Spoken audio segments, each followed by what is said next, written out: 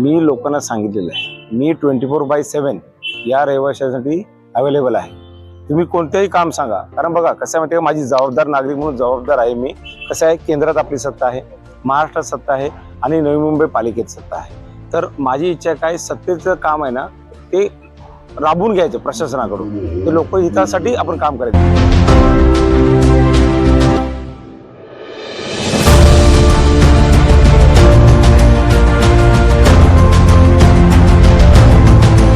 राजकीय कार्यकर्त्यांनी त्यांच्या हे खातं युनिट असल्यामुळे त्यांनी त्यांची रचना त्यांच्या हातामध्ये होती आणि ती बदलून घेतली। माझा प्रभाग हा पलीकडे टाकला, म्हणजे 5 मध्ये टाकला आणि 4 मध्ये त्यांना मोकळं रान सोडलं। परंतु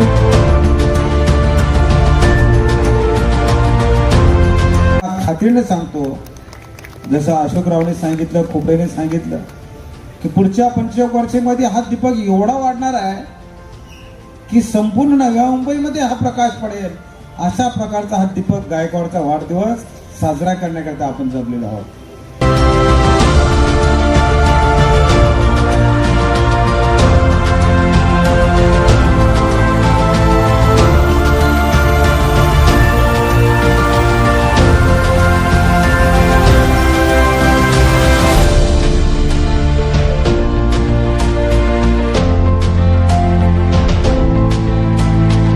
सामाजिक क्षेत्रात काम करत असताना आपणही समाजाचे काहीतरी देणे लागतो या उद्देशाने ॲडव्होकेट तथा भारतीय जनता पार्टीचे पदाधिकारी दीपक गायकवाड यांनी आपल्या वाढदिवसानिमित्त प्रभागातील नागरिकांसाठी छत्री वाटप आणि अन्नदानाचा कार्यक्रम आयोजित केला गेला होता।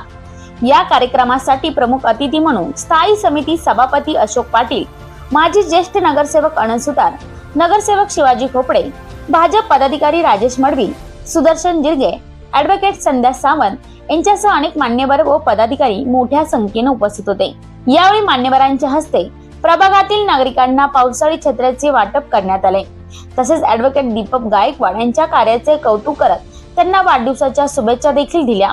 यावेळी महिला पदाधिकाऱ्यांनी दीपक गायकवाड यांचे औक्षण करत त्यांना वाढदिवसाचा केक देखील कापला। तसेच त्यांच्या असंख्य चाहत्यांनी गर्दी करत त्यांना वाढदिवसाच्या शुभेच्छा दिल्या। यावेळी आपल्या मनोगतात दीपक गायकवाड यांनी स्थानिक नागरिकांच्या असणाऱ्या सर्व समस्या मार्गी लावू असे आश्वासन दिले।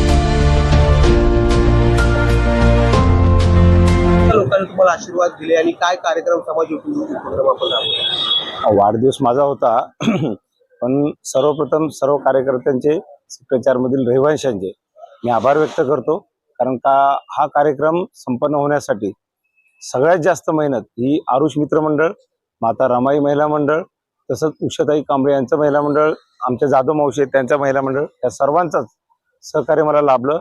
तसंच सेक्टर 4 मधले आपण बघितलं असेल की रहिवासी उत्स्फूर्तपणे इथे कार्यक्रमात सहभागी झाले होते। त्या कार्यक्रमानिमित्त आपण इथे ज्येष्ठ नागरिक तसेच इतरही नागरिक या सर्वांसाठी आपण छत्री वाटप ठेवलं होतं। तसंच अन्नदानाचा कार्यक्रम होता, अन्नदानी केली। मी लोकांना सांगितलेलं आहे, मी 24/7 या रहिवाशांसाठी अवेलेबल आहे। तुम्ही कोणतेही काम सांगा, कारण बघा कसं आहे माहिती आहे का, माझी जबाबदार नागरिक म्हणून जबाबदार आहे मी. कसं आहे, केंद्रात आपली सत्ता आहे, महाराष्ट्रात सत्ता आहे आणि नवी मुंबई पालिकेत सत्ता आहे. तर माझी इच्छा काय, सत्तेचं काम आहे ना ते राबवून घ्यायचं प्रशासनाकडून, ते लोकहितासाठी आपण काम करायचं. आता सध्या जी वॉर्डामध्ये समस्या आहे, पाण्याची समस्या आहे, लाईटची समस्या आहे, ती कशी दूर करता येईल. लाईटच्या समस्येसाठी सांगतो, नाईक साहेबांना आपण गेल्या 15 दिवसापूर्वी लेटर दिले होते. तर आता नाईक साहेबांनी ऐरोली विभागासाठी 17 करोडचा निधी दिला MSCB साठी. त्यामध्ये आपण 3 सबस्टेशन बनवत आहेत, एक सेक्टर 8-9 ला, एक सेक्टर 4 ला आणि एक सेक्टर 19-20 ला. आणि दुसरी गोष्ट रबाले विभागासाठी 35 करोडचा निधी देण्यात आला. तसंच वॉटरचं जे आहे ना, वॉटरचं सध्या आता मोरबे धरणाचं पाण्याची पातळी खाली गेलेली आहे, ती नैसर्गिक आपदा आहे, त्याला आपण काय करू शकत नाही. परंतु तरी लोकांनाही आव्हान आहे की पाणी आपण जपून वापरावं. आणि मी पुढचे 5 वर्ष म्हणण्यापेक्षा यापुढील जे जीवन आहे हे नागरिकांसाठीच आहे. नागरिकांनी आपल्या समस्या मला मोबाईलवर जरी सांगितलं, रात्री अपरात्री लगेच मी मदतीला तयार आहे.